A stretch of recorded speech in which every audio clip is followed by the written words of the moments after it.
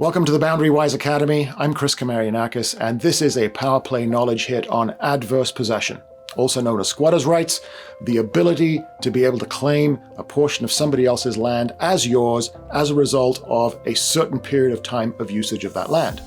So here's what the law says. As of the date of conversion for your property to the land title system, you can no longer claim adverse possession.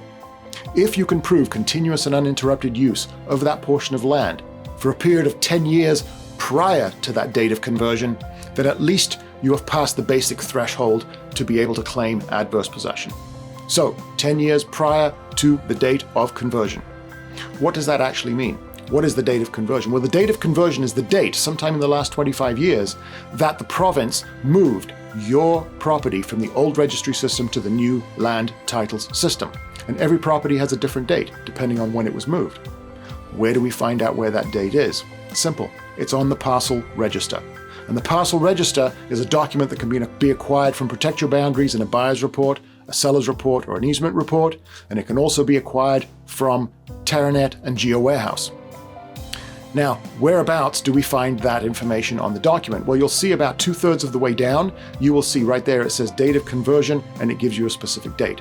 There are more intricacies and nuances to the types of conversion and the types of statuses, but generally speaking, that date of conversion is the pivot point before which you can claim adverse possession, after which you cannot. So let's look at an example here. You move into a property and your neighbor comes over to you a few weeks later and says, look, I'm going to claim adverse possession over this portion of your land because I've used it for 20 years. And you might say, wow, that doesn't sound very good for me. But what you're going to do now, based on your knowledge here, is say, hang on a second, what was my date of conversion? You're going to pull your parcel register and you might see that your date of conversion was the 1st of January, the year 2000.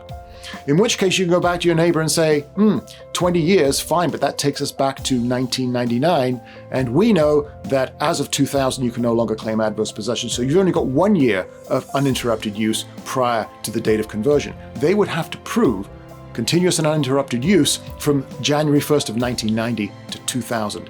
Now, here's the reality of the situation. As in time, we move further and further away from all these dates of conversion, the burden of proof, the ability to provide evidence that supports continuous and uninterrupted use gets more and more difficult, more and more challenging. And so there are very few adverse possession cases that actually get picked up and taken on, let alone get to court in urbanized areas of Ontario.